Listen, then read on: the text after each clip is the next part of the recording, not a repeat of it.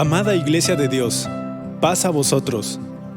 A la iglesia que se reúne en tu casa, que Dios nuestro Padre y el Señor Jesucristo les concedan gracia y paz.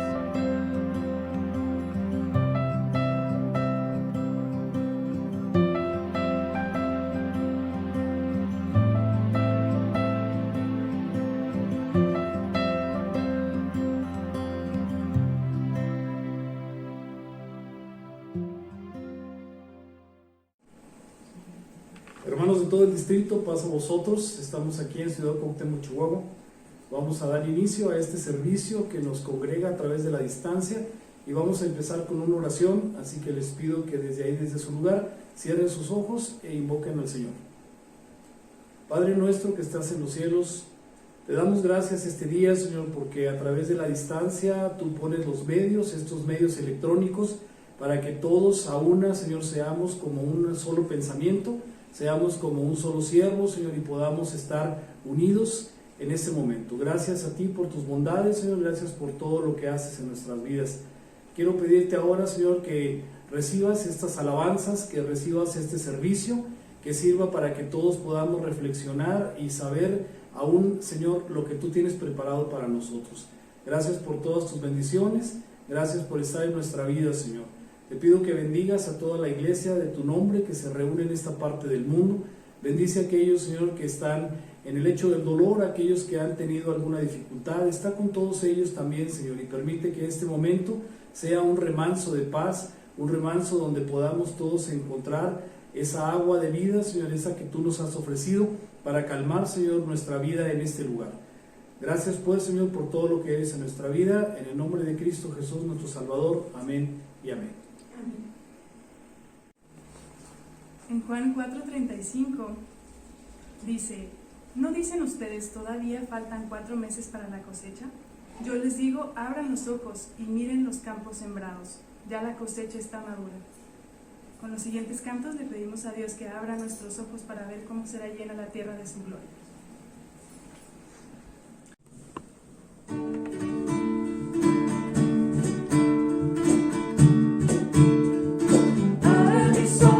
Oh Cristo, abre mis ojos, te pido, yo quiero verte, yo quiero verte. Abre mis ojos, oh Cristo, abre mis ojos, te pido, yo quiero verte, yo quiero verte.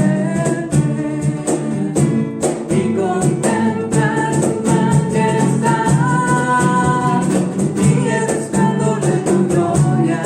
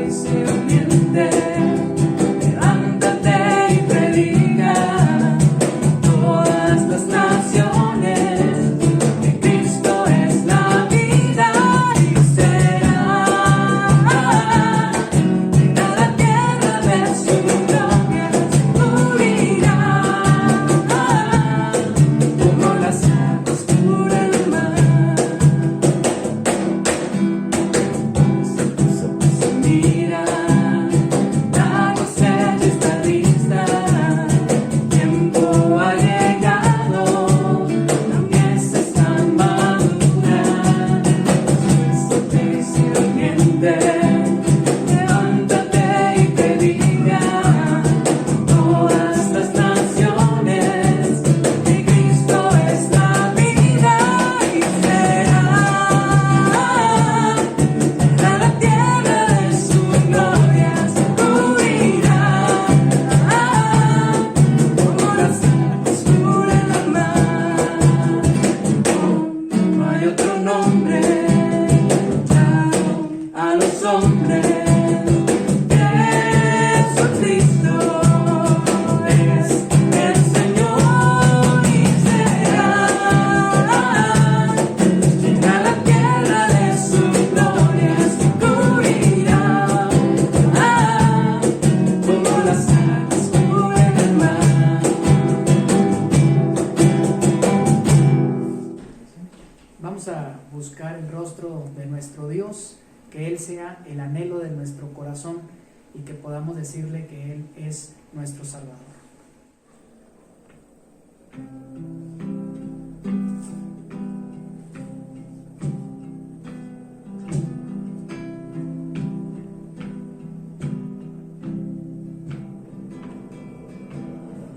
A veces siento que el viento me susurra tu nombre y pienso que el sol se lamenta por ti.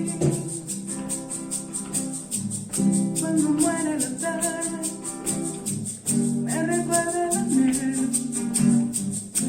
y el hambre profunda que siento por ti. Cuando canta el bosque me invita a buscarte otra vez a ti. Es Lo que mi alma necesita, lo que mi pasión incita, lo que llena mi interior. Eres lo que a diario yo de menos, lo que causa mis desvelos y me llena el corazón. Eres el anhelo de mi voz.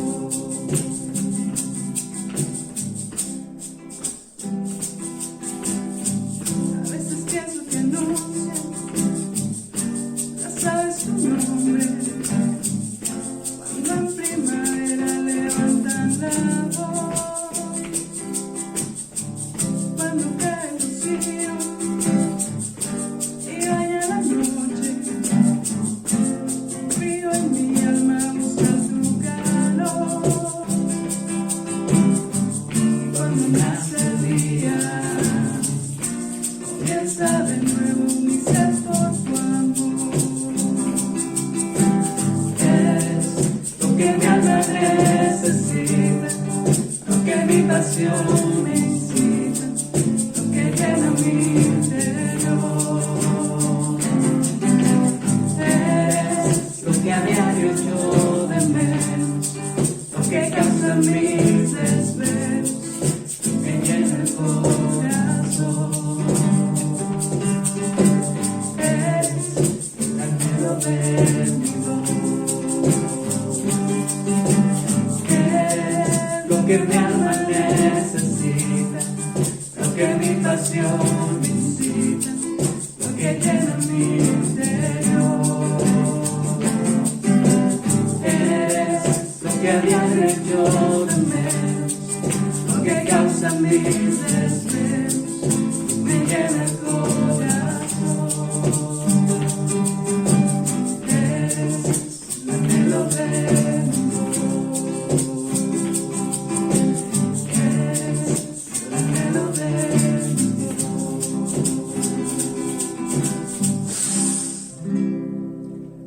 Oh Cristo mío, eres tú mi amigo fiel, seguro amparo, solo en ti tendré. En mis aflicciones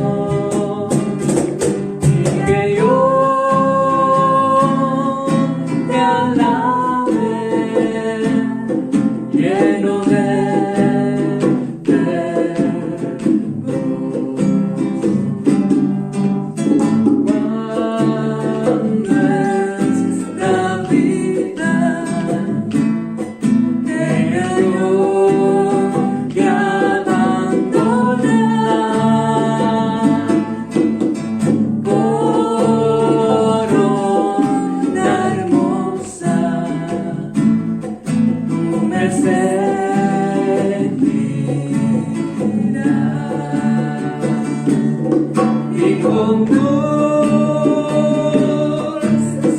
canto tu bondad alabaré, y al venir tu reino me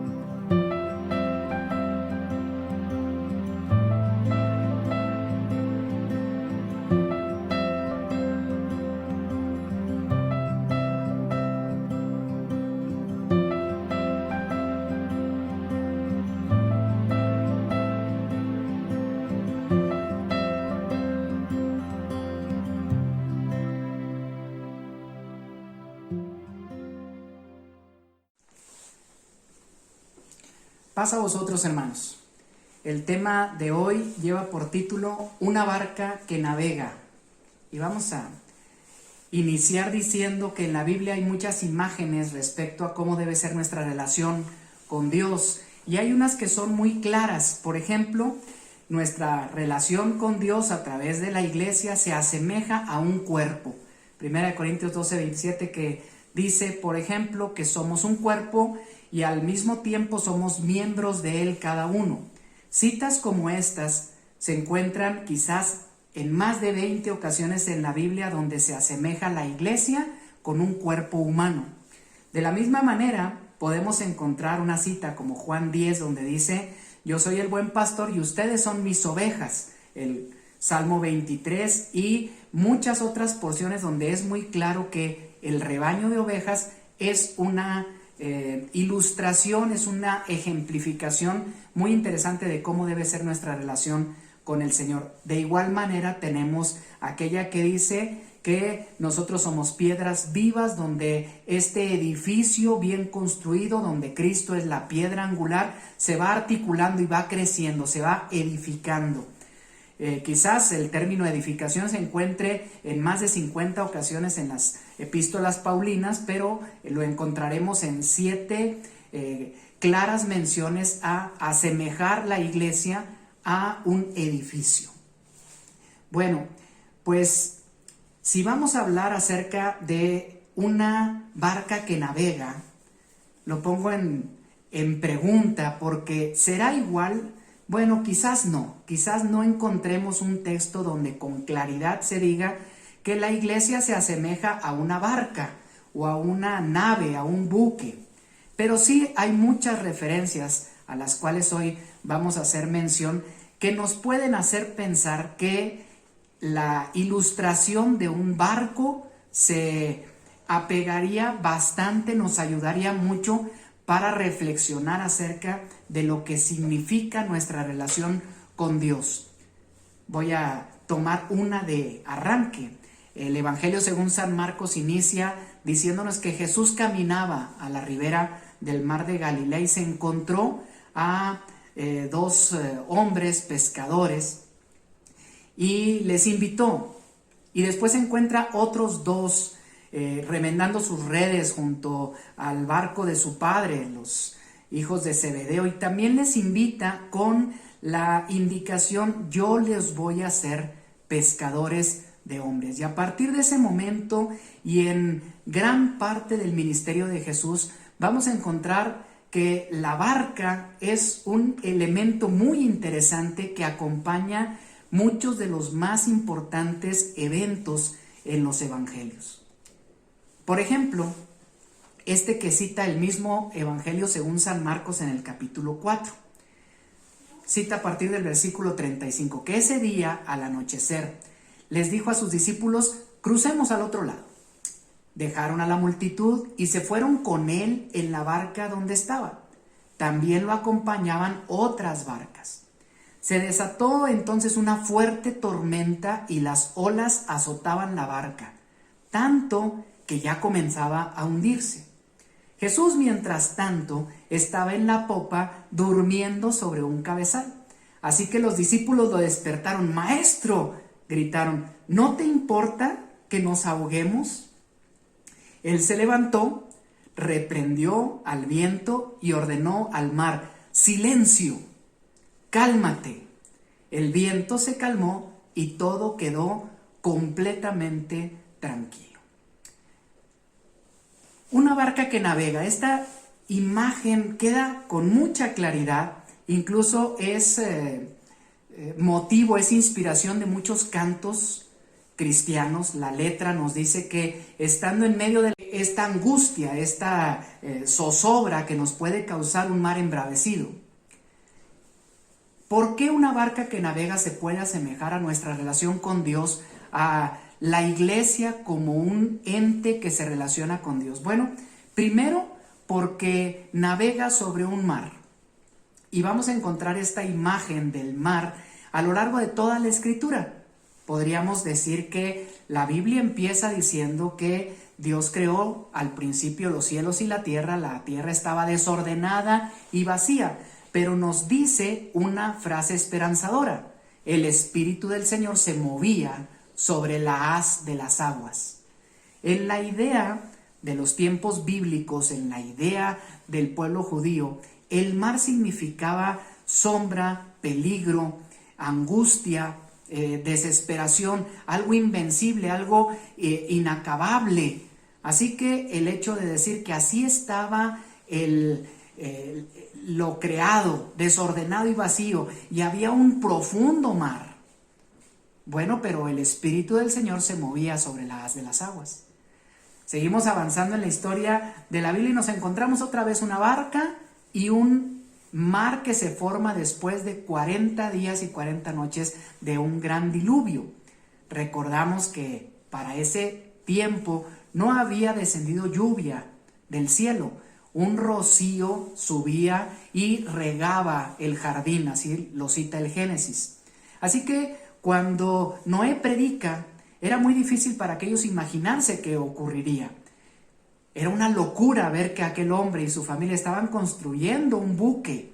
Ellos ni siquiera sabían qué significaba eso, pero cuando empezó a llover y el agua empezó a subir, entonces era el signo claro de una destrucción total. De hecho, la vida se puso en peligro en todo el orbe y por lo tanto el arca de Noé se convirtió en un camino de salvación, imagen de lo que sería nuestra salvación.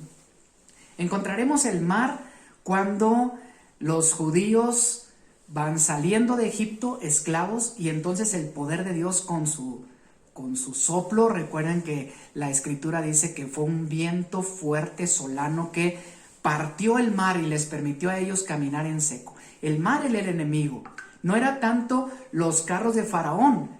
¿Quién era más invencible? Pues el mar que estaba a sus espaldas, pero Dios venció el mar, lo puso a un lado para que ellos cruzaran en seco. Y 40 años más tarde le repite el milagro para decirles: yo soy un Dios que está por encima aún de su más grande peligro, que es un mar que no podemos enfrentar, y abre el Jordán para que ellos crucen en seco. Así que la imagen del mar es frecuente en la Escritura, pero cobra un significado muy interesante en la vida de Jesús y de estos sus primeros seguidores, los cuales muchos de ellos eran hombres de mar, eran pescadores de profesión. Y regresamos a la historia que dice que era al anochecer. Quizás alguien de ustedes haya tenido la oportunidad de subir a una barca y haya presenciado esta maravillosa escena del mar al anochecer. Es profundo, pero es estremecedor.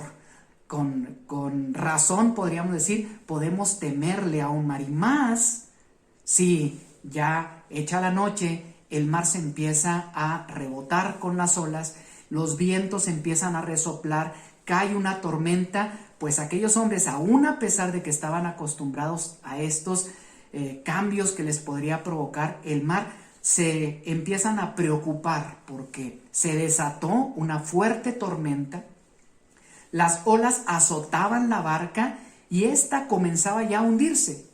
Pero lo que es sorprendente de esta imagen relatada es que, entre tanto, dice, Jesús estaba en la popa durmiendo sobre un cabezal. Extraña imagen que nos da mucho a qué reflexionar. En medio de la tormenta, Jesús el Maestro puede estar plácidamente dormido porque Él tiene una seguridad que va mucho más allá de lo que es nuestra propia imaginación. Pero la desesperación de los discípulos los llevan a decirle con gritos: Maestro, no te angustias, no te preocupas, no te importa que estemos anegándonos y que quizás nos ahoguemos.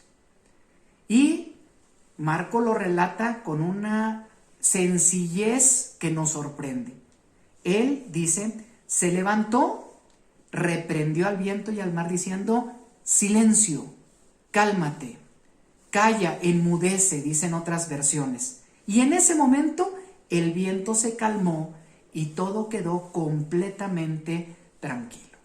Cuando leemos este relato en los otros evangelios, se narra que aquellos hombres platicaron entre ellos diciendo: ¿quién es este que aún el viento y la mar le obedecen? Esto ocurre en una barca, pero Jesús iba con ellos. Ese es el mensaje esperanzador. Jesús estaba ahí, quizás parecía dormido, quizás parecía despreocupado, pero una vez que Jesús toma el control, entonces aún el mar embravecido, aún el viento golpeando, a punto de anegar la barca, llega a una calma completa que nos da serenidad, que nos da seguridad y nos permite reconocer que Él es el Señor, que aún el viento y la mar le obedecen. Marcos 6, apenas unos cuantos capítulos más adelante, el evangelista recuerda otro momento en una barca, pero en esta Jesús no iba con ellos. Dice el verso 45 de Marcos capítulo 6. Enseguida hizo a sus discípulos entrar en la barca e ir delante de él a Betsaida, en la otra ribera, entre tanto que él despedía a la multitud. Y después que los hubo despedido, se fue al monte a orar. Abro un paréntesis para decir que acaba de alimentar a 5,000 con apenas unos panecillos y unos cuantos pescados. Bueno, se quedó con la gente, hizo recoger aquellas 12 cestas con pan, los discípulos las subieron a la barca y les dijo: váyanse, adelántense a la otra parte de la ribera. Y él se quedó con la multitud. Pero dice que al venir la noche, la barca estaba en medio del mar y él estaba solo en tierra. Porque el verso anterior nos recuerda que cuando los despidió se fue al monte a orar. Viéndoles remar con gran fatiga, porque el viento les era contrario, cerca de la cuarta vigilia de la noche, y aquí hago una explicación muy sencilla, la noche, 12 horas, se divide en 4 vigilias de 3 horas, por lo tanto, aquellos hombres que salieron apenas metiéndose el sol, habían luchado contra el mar toda la noche, y entre las 3 y las 6 de la mañana, entonces es cuando ocurre este hecho milagroso. Viéndole ellos andar sobre el mar, imagínenlo nada más, ellos están luchando, sus brazos han desfallecido de estar remando en contra de la corriente, otra vez con un mar que parece les es contrario, y han pasado las horas de la noche luchando, y apenas aparecen los primeros rayos del sol quizás, y ellos alcanzan a ver a una figura que viene sobre las olas.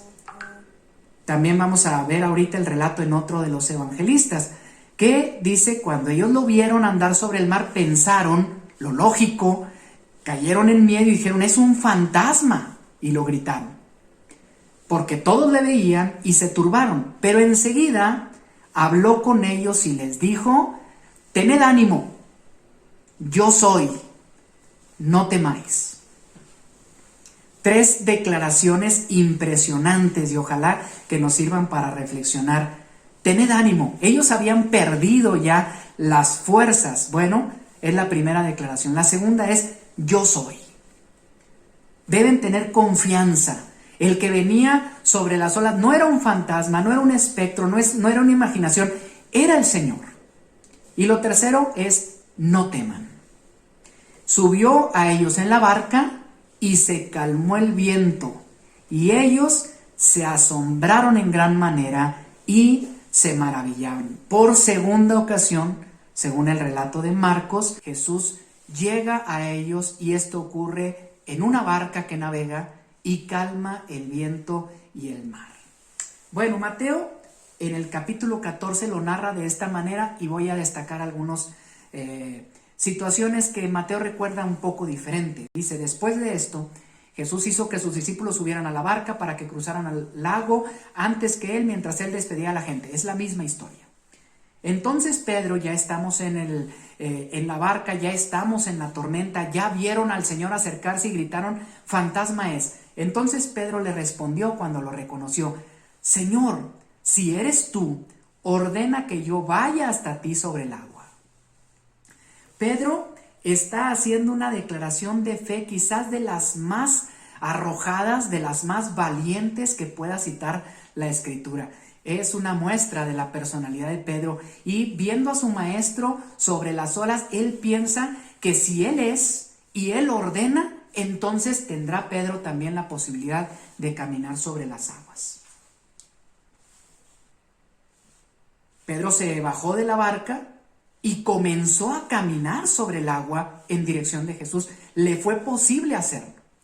Pero al notar la fuerza del viento, ojo que sí pudo empezar a caminar, pero entonces al notar la fuerza del viento, tuvo miedo. Y como comenzaba a hundirse, gritó, sálvame, Señor. Al momento Jesús lo tomó de la mano y le dijo, qué poca fe tienes, ¿por qué dudaste? Y quizás estas son las 2 recriminaciones que más recordamos de este momento. Y decimos, qué bárbaro Pedro, cómo le faltó la fe, ¿por qué dudó si ya iba avanzando? Y a veces somos demasiado severos en la crítica. El mar estaba golpeando la nave y habían luchado toda la noche. Él había hecho un salto de fe para decir, yo sé que tú eres aquel que aún el viento y la mar le obedecen. Si tú lo ordenas, yo también voy a poder caminar. Y se arrojó para hacerlo. No hubo más que Pedro. Ninguno de los otros 11 se atrevió a dar la misma declaración.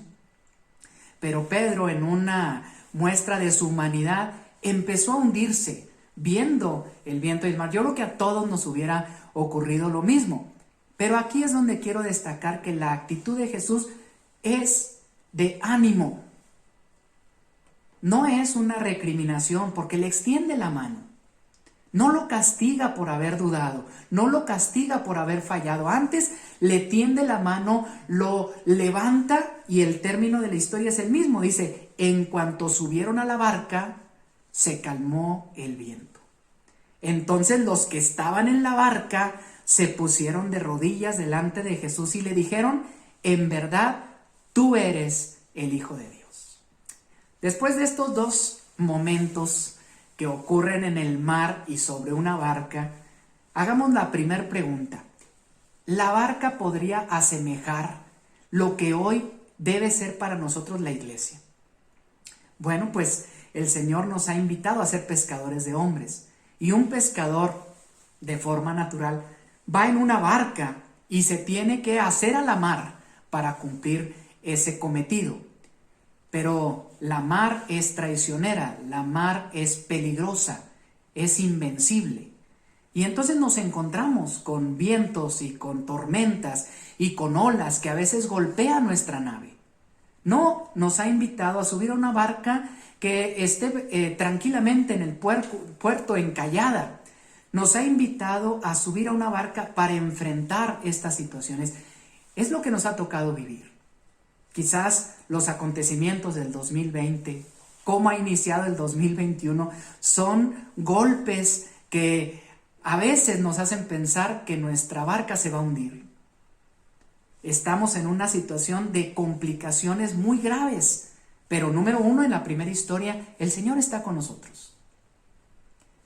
Podemos estar seguros que Él está, aunque a veces parece que está dormido, o no le interesa, o no le preocupa, y nosotros nos podemos desesperar, pero Él no. Él está en completa tranquilidad porque el Espíritu del Señor se mueve sobre la haz de las aguas. Él tiene el control, Él tiene el poder.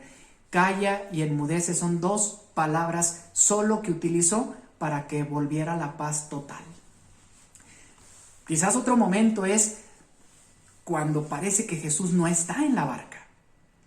Cuando parece que el Señor nos dejó solos y nos dejó caminar y estamos luchando con este viento que nos es contrario. Pero la imagen del Señor orando desde el monte y viendo el sufrimiento, y permite que sus discípulos continúen en esta lucha, y hasta que va a amanecer el Señor viene sobre las aguas para demostrar una vez más que Él es el Hijo de Dios. Podemos aventurarnos y podemos querer brincar de la barca y pensar que nosotros podemos hacer lo mismo que es capaz de hacer el Señor, pero nuestra humanidad va a hacer que nos empecemos a hundir. En ese momento el Señor va a extender su mano a la nuestra, nos va a levantar y va a hacer la siguiente acción: nos va a subir a la barca, porque finalmente la barca es el instrumento de salvación que ha utilizado el Señor. Frágil, vulnerable, no nos va a resolver todo. El que lo resuelve es el Señor, pero nosotros haremos bien de estar sobre la barca. Y la última de las imágenes será la que se relata a continuación. Después de esto, Jesús se apareció de nuevo a sus discípulos. Este relato del Evangelio según San Juan, él lo recuerda posterior a la resurrección de Jesús. Sus discípulos junto al lago de Tiberias. Sucedió de esta manera: estaban juntos Simón, Pedro, Tomás, Natanael, el de Caná de Galilea, los hijos de Zebedeo y otros 2 discípulos. Pedro dijo: me voy a pescar. Y los demás dijeron: nos vamos contigo. Salieron pues de ahí y se embarcaron, pero esa noche no pescaron nada. Al despuntar el alba, Jesús se hizo presente en la orilla, pero los discípulos no se dieron cuenta de que era Él. Muchachos, ¿no tienen algo de comer?, les preguntó Jesús. No, respondieron ellos. Y el Señor desde la orilla les dice a los que están en la barca: tiren la red a la derecha de la barca y pescarán algo. Así lo hicieron, así lo recuerda solamente Juan, y era tal la cantidad de pescados que ya no podían sacar la red. Es el Señor, dijo a Pedro el discípulo a quien Jesús amaba. Juan identificó que era Jesús aquel hombre que les había dicho: echen la red a la derecha. Tan pronto como Simón Pedro le oyó decir: es el Señor, se puso la ropa, pues estaba semidesnudo, se tiró al agua. Los otros discípulos lo siguieron en la barca arrastrando la red llena de pescados, pues estaban a escasos 100 metros de la orilla. Esta que reconocemos que se ha descrito como la pesca milagrosa, Mateo la va a recordar de una manera diferente. Y esta la relata al inicio del Evangelio de Jesús. Quizás fueron 2 eventos similares. Lo recuerda de esta manera: respondiendo Simón le dijo: maestro, toda la noche hemos estado trabajando y nada hemos pescado, mas en tu palabra echaré la red. En esta ocasión, Pedro sí reconoce quién es Jesús. Ha estado toda la noche en el trabajo de la pesca y no ha podido pescar nada.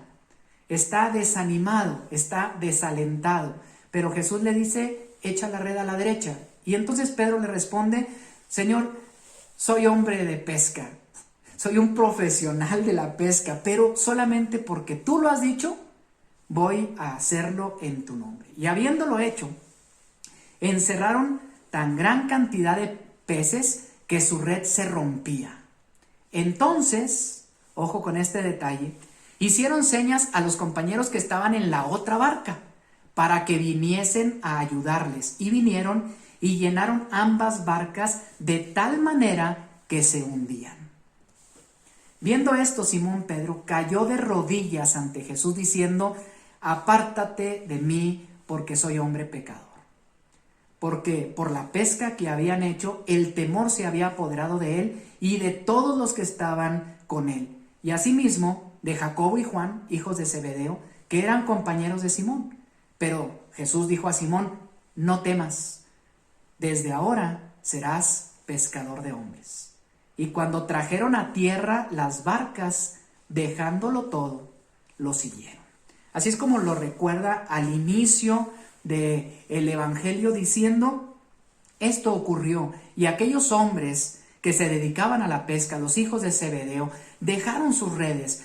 Pedro y Juan también dejaron su oficio para seguir a aquel que el viento y la mar le obedecen, aquel que, sin saber de este arte, solamente por su voz les hizo encontrar una pesca que jamás ellos habían tenido la oportunidad de ver. Hermanos, si nuestra iglesia se puede asemejar a una embarcación, si nuestra relación con Dios es una barca que navega, pregúntese: ¿qué clase de embarcación busco? ¿Qué tipo de iglesia creo que es la que sería mejor para mí? Bueno, hay quienes soñarían con tener como embarcación un crucero de gran turismo. Aquellos que tienen restaurantes y salones de eventos y todo lo que una persona pudiera desear para disfrutar las vacaciones de sus sueños. Sería maravilloso que así fuese esta embarcación. Quizás otros no quisieran más que tener un yate de lujo personalizado, que puedan ellos mismos dirigir, que ellos puedan indicar, que esté a la medida de sus posibilidades. Otros más pudieran decir: yo quiero un sencillo barco de pesca donde pueda compartir con aquellos que les gusta también esta misma afición, aquellos que han sido llamados como yo para pescar, y entonces hacernos a la mar para cumplir nuestro propósito.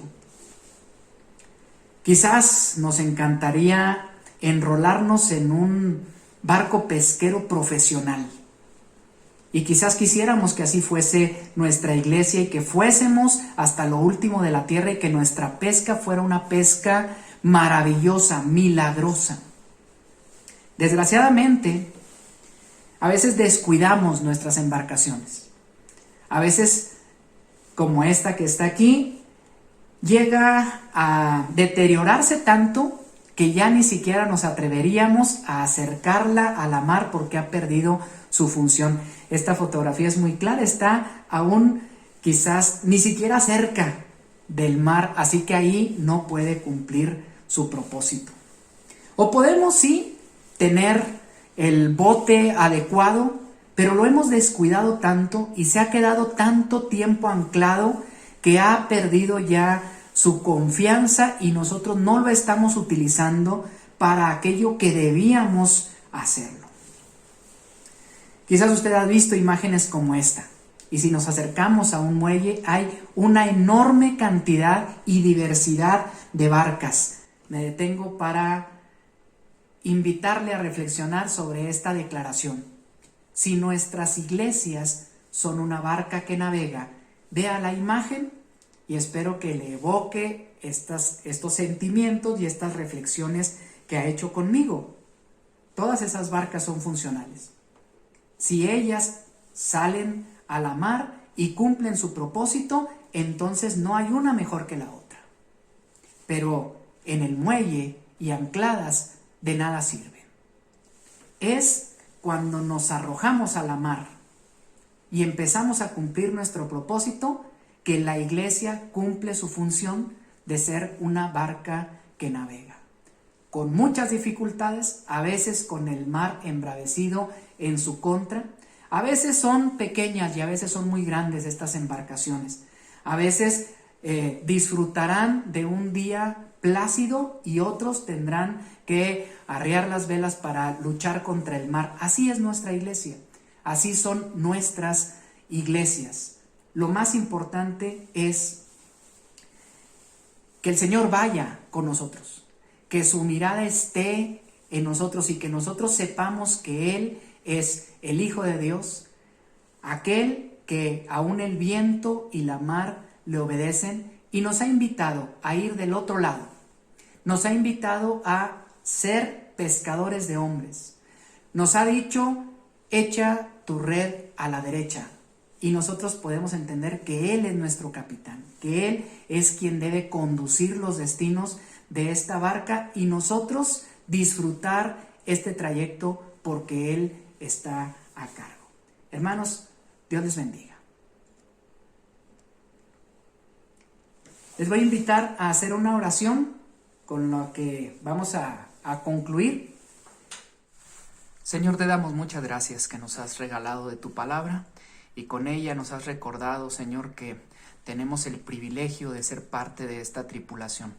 Nos has dado un espacio en tu barca y tú como capitán nos has dado la seguridad de que está todo bajo control de aquel aún que el viento y la mar le obedecen. Muchas gracias, Señor, por poner esta paz en nosotros. Permite que con esta confianza podamos enfrentar el mar embravecido, las circunstancias propias de esta faena a la que nos has invitado de ser pescadores de hombres. Permite que podamos confiar en ti y en tu nombre echar la red, para que la pesca, Señor, sea abundante para honra y gloria de tu nombre. Gracias por el mensaje, gracias por todas las familias que escuchen esta palabra, que se hayan conectado a esta transmisión y te pedimos que nos sigas bendiciendo con tu presencia en el nombre de Cristo nuestro Salvador. Amén.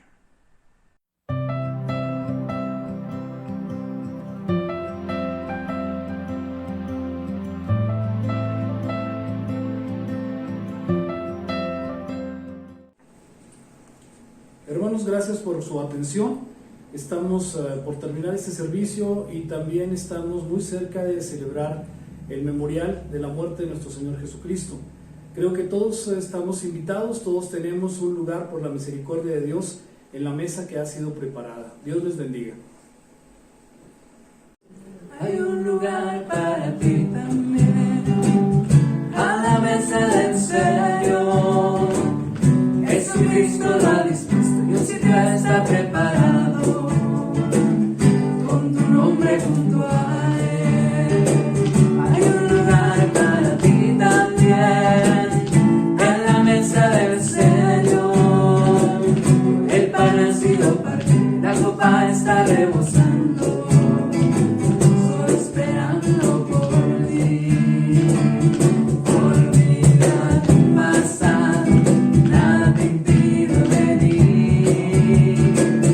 Él ya te ha perdonado, su espíritu ha puesto en ti.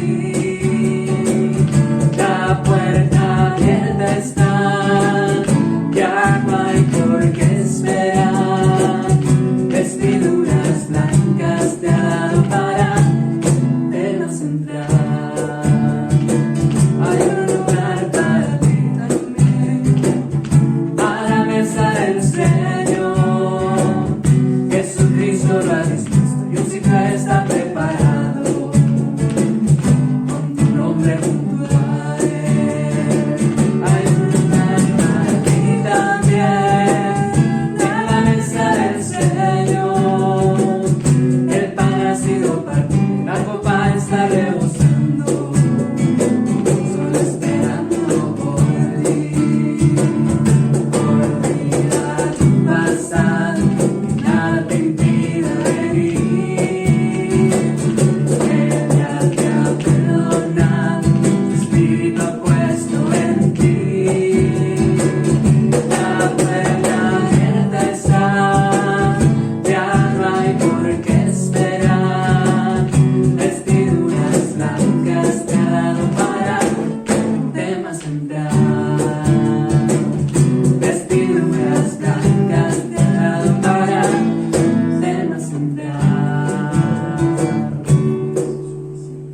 Amada Iglesia de Dios, paz a vosotros. A la iglesia que se reúne en tu casa, que Dios nuestro Padre y el Señor Jesucristo les concedan gracia y paz.